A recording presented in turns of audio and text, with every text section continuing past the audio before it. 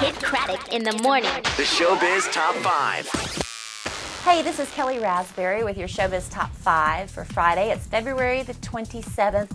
Basking in the glow of Matt Nathanson, you have got to go to YouTube and look up Come On Get Higher. Oh my goodness. All right, two of the biggest hair bands from the 80s are reuniting for a big tour this summer, and that would be Def Leppard and Poison. I'm not really that crazy about Poison, never got on board with them, but Def Leppard, who didn't love them in the 80s and the 90s, and they're still around, so we're excited about that. They're teaming up actually with Cheap Trick, and they're going to do a 40-city tour starting in June, and they say it's going to be a little different this time around. They're not doing the big party scene. They're actually traveling with a kickboxer to keep them all in shape and in line, and also Def Leppard's promising to play all the hits and keep the new stuff to a bare minimum. Thank you. All right, a couple of TV show updates to report. Brittany Snow has been cast as the young Lily Vanderwoodson in the spinoff for the CW series Gossip Girl. That's going to be fun because it's also going to be set in the 80s. Got a little 80s theme going on here with the Showbiz Top 5 today.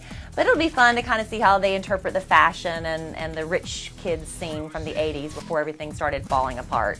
Now over on Fox, The Simpsons is right in the middle of their 20th season, and Fox has just announced they're going to bring it back for a couple more, so 44 more episodes, 22 seasons of The Simpsons guaranteed. More Homer Simpson goodness.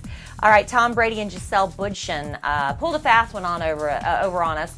Now, Gisele was still denying they were even engaged. Don't know where the people get these stories from. And then last night in Santa Monica, the two of them got married in a very small, very private ceremony at this little church called St. Monica's.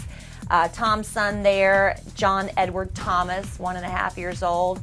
I think they call him Jet because that's his initials. I'm not 100% sure on that.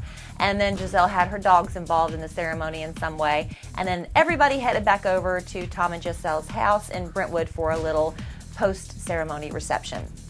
The divorce is final between Kimora Lee and Russell Simmons.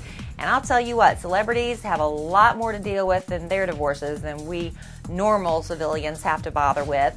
Just a few of the details that have been leaked out is involved with the child support arrangements. Now, Kimora and Russell have two daughters, 9-year-old Ming and 6-year-old Aoki, and Russell's got to pay Kimora $20,000 a month for each child until they turn 19. So that's $40,000 a month until these kids hit that age.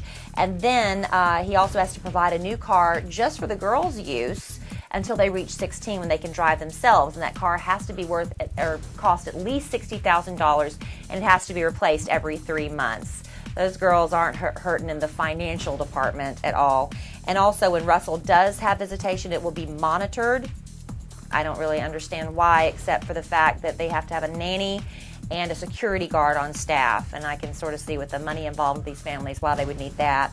Chris Brown reportedly is going to go before the judge and plead self-defense when he has to face these charges that he beat up Rihanna earlier this month. Now, he's supposed to be in court on March 5th, but reportedly the police are busy trying to dig up a little bit more evidence to turn over to the DA's office before they can decide whether or not to go through with felony charges against Chris. Now, what he's going to say, we hear, is that when this text message came through from this strange woman, that Rihanna did see it and she went crazy nuts on him, threw the phone at him and started beating him in the head, and he, in turn, started hitting her back in self-defense. Now, Rihanna's side of the story is that Chris threatened to kill her, choked her till she passed out, and of course you can see the evidence of him whooping up on her on the internet in that mugshot of hers. So anyway, we'll see what happens. Rihanna, as of right now, has not filed charges against Chris. So that's what the police are trying to do right now, is try to build up a stronger case on their own. And that's your Showbiz Top 5.